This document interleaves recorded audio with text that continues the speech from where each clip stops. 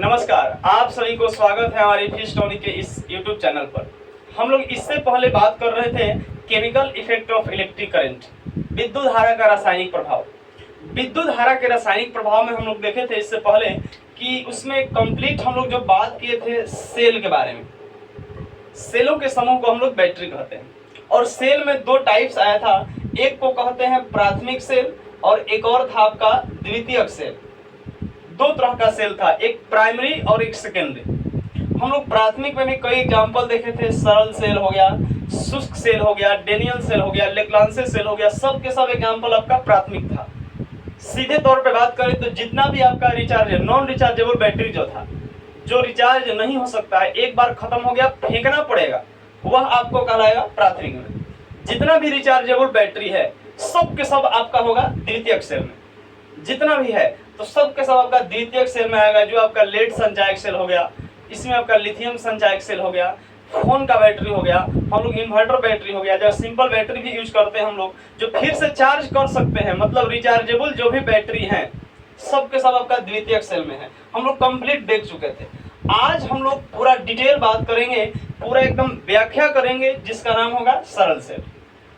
पूरे एकदम इसका डिटेल बात करेंगे, आखिर सरल सेल है क्या, उसके अंदर प्रोसेस होता कैसे है, इसी में आपका कुछ ड्रॉबैक देखना है, दोष देखना है। चलिए बात करते हैं। देखिए सरल सेल जो है, आप यह प्राथमिक सेल का एक प्रकार है। प्राथमिक सेल का उदाहरण कर सकते हैं आप, उसी में आपका सरल सेल एक प्रकार का ये प्राथमिक सेल है।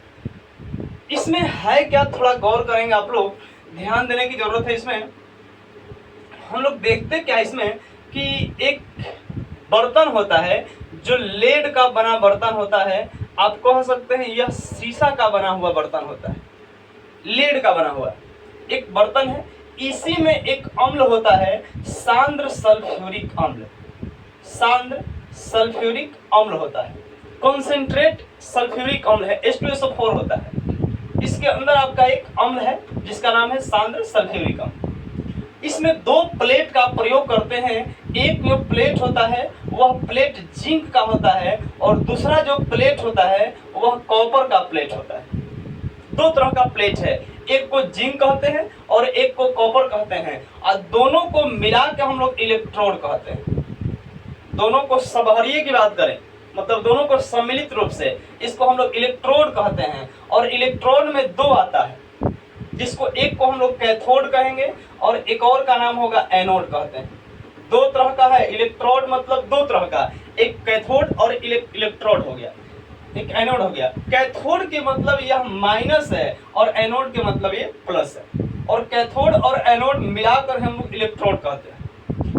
थोड़ी बातें समझने की जरूरत है, इसमें हम लोग थोड़ा गौर करेंगे। यहाँ से जैसे हम देख पा रहे हैं कि एक जिंक का प्लेट है और दूसरा आपका कॉपर का प्लेट है, और इसके जो बर्तन के अंदर जो है सांद्र सल्फ्यूरिक अम्ल है, मतलब इसमें अम्ल की मात्रा ज्यादा है, पानी कम है, उसी को हम लोग सांद्र कहते हैं। सांद्र मतलब एज ए गाढ़ा कह सकते हैं।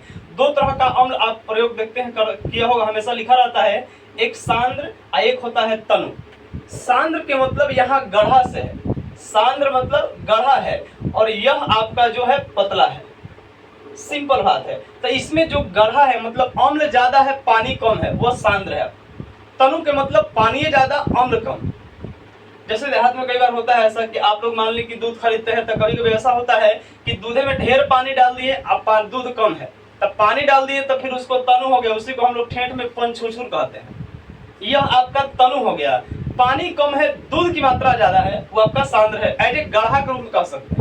और सांद्र को हम लोग साइंस की भाषा में यहाँ पर, मतलब गाढ़ा को साइंस की भाषा में सांद्र कहते हैं, कॉन्सेंट्रेट कहते हैं।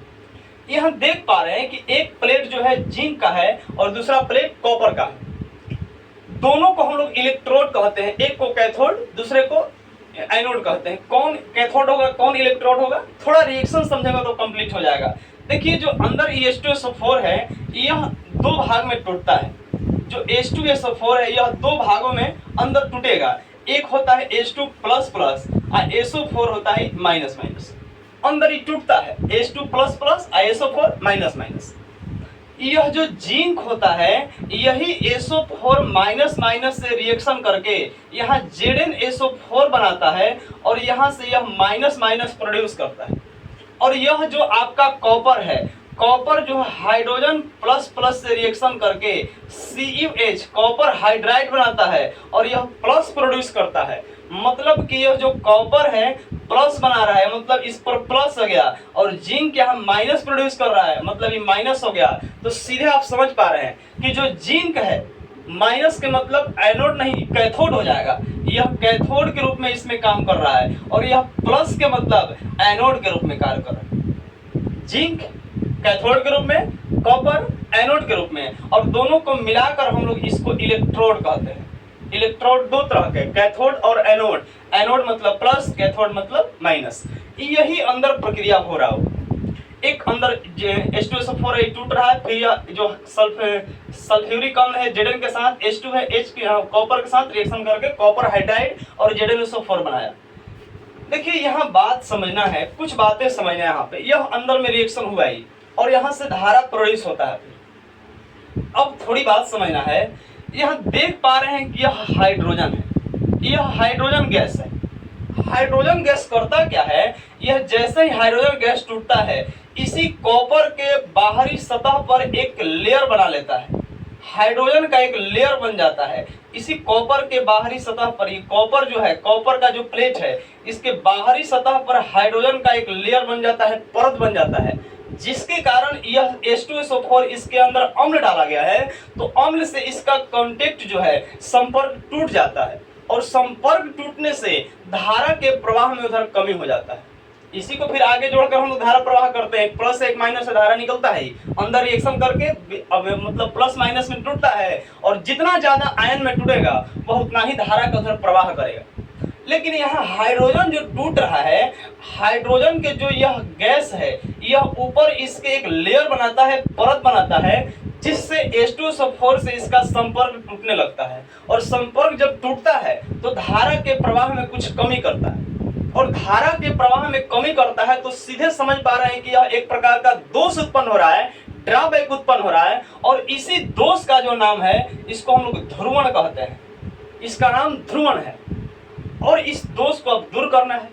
अब मान लो ये दोष धीरे धीरे गैस का लेयर चढ़ते जाएगा, बढ़ते जाएगा, तो इतना ज्यादा लेयर हो जाएगा कि धारा बहवे नहीं करेगा, मतलब धारा नहीं प्रोड्यूस होगा। तो फिर इसका धीरे फिर बनाने का फायदा ही क्या हुआ। तो यह जो लेयर बन रहा है धारा के प्रवाह में कमी कर रहा है, और जो दोष जो उत्पन्न है उसका नाम है ध्रुवण दोष। पोलराइजेशन हो गया, पोलराइजेशन एक प्रकार का डिफेक्ट हो गया। तो इस दोष को दूर करने के लिए करते क्या है, यहीं पर इसमें एक हम पदार्थ डालते हैं इसके अंदर, जिसका नाम है मैग्नीज डाइऑक्साइड। इसी के अंदर डाला जाता है, मतलब सेल के अंदर मैग्नीज डाइऑक्साइड डाला जाता है। और मैग्नीज डाइऑक्साइड करता क्या है, हाइड्रोजन का लेयर है, हाइड्रोजन के लेयर के साथ अभिक्रिया करके इसको Mn2O3 और H2O में बदल देता है। H2O के मतलब ये जल होता है, पानी होता है, एज ए जल के रूप में, यानी कि लिक्विड के रूप में चेंज करके सब इसको फिर नीचे गिरा के खत्म करता है, और फिर इसका संपर्क चालू हो जाता है। और Mn2, अब समझ पा रहे हो सर Mn2 कैसे पहचान पाएंगे। आप देखिएगा, सेल जब तोड़ेंगे, जब अंदर सेल तोड़िएगा तो उसके अंदर होता क्या है, कुछ काला काला पदार्थ मिलेगा, ब्लैक पाउडर मिलेगा, काला पाउडर जैसा मिलेगा। उस सब के सब Mn2 है, मैग्नीज डाइऑक्साइड है। वही हाइड्रोजन से अभिक्रिया करके यह जल बना रहा है, Mn2O3 बना रहा है। और यह जो जल अगर अधिक मात्रा में प्रोड्यूस हो जाएगा, मान लो रिएक्शन ज्यादा लेयर यहाँ बन गया, और इससे रिएक्शन करके ज्यादा पानी बनेगा, तो उसके अंदर में कुछ स्पंज नुमा कुछ कूट का प्रयोग किया जाता है। स्पंज नुमा कूट का प्रयोग करते हैं, मतलब कुछ अलग पदार्थ अंदर में डाल देते हैं, ताकि अगर पानी ज्यादा यह प्रोड्यूस होगा, ज्यादा लेयर यहाँ बनेगा, तो Mn2 जो मैग्नीज डाइऑक्साइड है, ये हाइड्रोजन से रिएक्शन करके ज्यादा पानी बनाएगा, और ज्यादा पानी बनाएगा तो अंदर में हो सकता है कि भीगना शुरू हो जाएगा, सेल अंदर गीला हो जाएगा। तो फिर वही बात, फिर प्रॉब्लम होगा कि सेल पूरा सेल ही गीला हो जाएगा। तो उस पानी को एब्जॉर्ब करने के लिए अंदर में स्पंज नुमा कुछ कूट का प्रयोग करते हैं, ताकि पानी पूरा एब्जॉर्ब कर ले। और यह आपका जो Mn2 है, इस ध्रुवण को दूर कर रहा है, इसीलिए Mn2 को हम लोग द्विध्रुवक कहते हैं।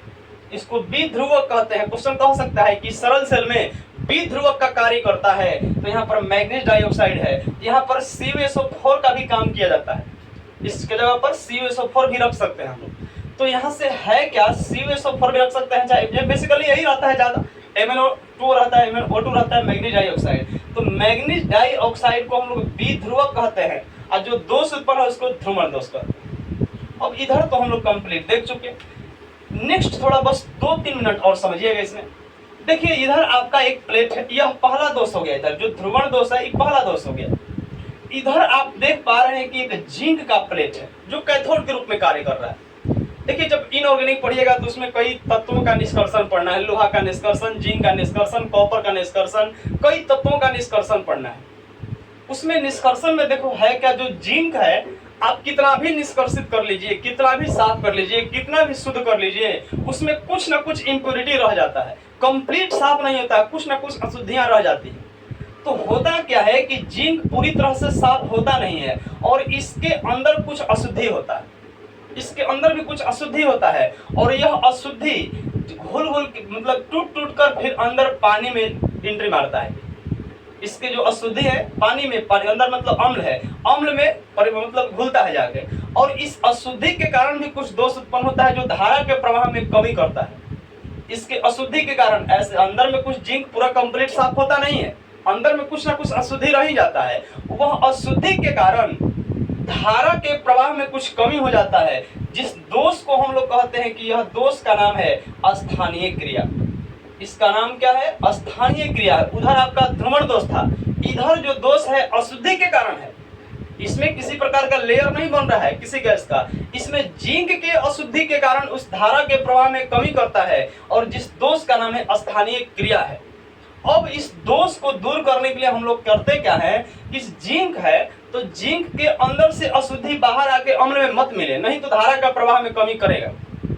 अब इसके लिए हम लोग करते क्या है, इस जिंक के ऊपरी सतह पर हम अमलगम का एक पदार्थ लगाते हैं। अमलगम देखिए है क्या, अमलगम देखो इसमें जिंक और इसमें आपका है पारा, जस्ता और पारा के मिश्रण को ऊपर से हम एक लेप चढ़ा देते हैं। यही कॉपर के ऊपर एक लेप चढ़ा देते हैं और लेप चढ़ाने से होता क्या है कि जिंक के अंदर जितना भी अशुद्धि होगा बाहर फिर नहीं आएगा। हाँ आप समझ पा रहे हो कि सर लेप चढ़ा देंगे तो फिर संपर्क टूटेगा, तो संपर्क टूटना इसमें कोई प्रभाव नहीं डालता है, संपर्क जारी रहता है, बस खाली अंदर में अशुद्धि को बाहर नहीं आने देता है। तो इसमें हम लोग एक अशुद्धि को बाहर नहीं आए, इसमें अंदर बाहर आके अम्ल में ना मिले, जिसके लिए हम अमलगम का प्रयोग करते हैं। और अमलगम के रूप में जिंक प्लस इसमें क्या है आपका पारा, यानी कि जस्ता और पारा के मिश्रण को हम लोग अमलगम करते हैं, इसी का लेप चढ़ा दिया जाता है। हम देखे थे शायद शिक्षक वाला जो प्रश्न आया था, जो शिक्षक का ट्री 4 या ट्री 3 शिक्षक ट्री जो फेज 3 चल रहा है इसमें, तो इसमें आपका जो शिक्षक वाला क्वेश्चन था यहाँ से क्वेश्चन डाला हुआ था। देखिए कई बार होता क्या है, इसमें समझने की जरूरत है, बस 2 मिनट समझिएगा आप। जैसे लोहा है तो लोहा को आप खुले वातावरण में रखते हैं तो इसमें हवा और वाष्प, इससे हवा हो गया वाष्प हो गया, आर्द्रता से रिएक्शन करके अपने ऊपर एक लाल भूरे रंग का परत जमा लेता है, जिसको हम लोग जंग कहते हैं, रस्ट कहते हैं। और धीरे धीरे लोहा खराब होना शुरू होता है, जिस खराब होने की प्रक्रिया को हम लोग संक्षारण कहते हैं। लोहा धीरे धीरे खराब होता है जिसको संक्षारण कहते हैं। और संक्षारण से रोकने के लिए हम लोग पेंट करते हैं, चाहे जस्तीकरण करते हैं, जस्ता का एक परत चढ़ा देते हैं या पेंट कर देते हैं। तो यह पेंट करना, जस्तीकरण करना, यह सब संक्षारण की विधि है। लेकिन परीक्षा में क्वेश्चन क्या दिया था कि कौन संक्षारण की विधि नहीं है, कौन संक्षारण की विधि नहीं है। जैसे ऑप्शन में दे दिया जस्तीकरण, जस्तीकरण, फिर दे दिया पेंट करना, पेंट करना, फिर दे दिया इसमें अमलगम चढ़ाना, अमलगम चढ़ाना, और डी इनमें से कोई नहीं। कौन संक्षारण की विधि नहीं है? तो यह जो संक्षारण के मतलब लोहा को जंग लगने से बचना है, लोहा को जंग लगने से बचाना है, तो ये ठीक है, सही है, पेंट भी करके लोहा को जंग लगने से बचाते हैं। लेकिन यह जो अमलगम अभी हम लोग पढ़े, यह जंग लगने से नहीं बचा रहा, यह अंदर के अशुद्धि बाहर मत चलाए, यह रोकने के लिए हम लोग यहाँ पर एक लेप चढ़ाए हैं। तो यह सही आंसर अमलगम चढ़ाना है। अमलगम के मतलब जिंक यानी कि जस्ता और पारा के मिश्रण को यहाँ पर लेप चढ़ा देते हैं, ताकि अंदर की इम्प्योरिटी बाहर आके अम्ल के साथ ना मिश्रण हो, और मिश्रण जब होगा तो धारा के प्रवाह में कमी करेगा।